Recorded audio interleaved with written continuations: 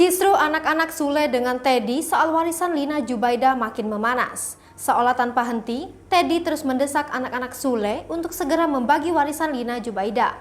Teddy mengaku hidupnya kini sudah susah dan kekurangan saat merawat bintang seorang diri. Sayangnya keinginan Teddy untuk mendapat warisan Lina Jubaida mendapat penolakan dari anak-anak Sule.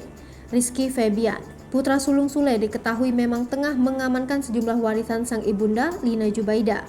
Bukan tanpa alasan, Rizky Febian mengaku beberapa harta yang dibawa sang ibu semasa hidup adalah atas namanya.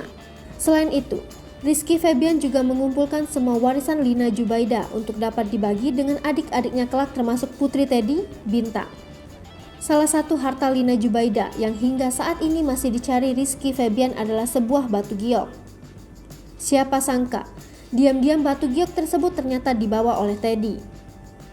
Ingin bertemu dengan Rizky Febian, Teddy Pardiana pun menantang anak Sule itu untuk mengambil langsung darinya.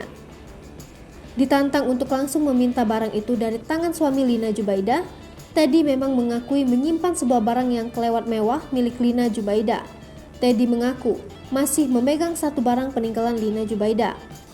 Ia mengatakan Rizky Febian sempat mencari-cari keberadaan batu giok tersebut. Nasib barang tersebut hingga kini tak diketahui secara pasti.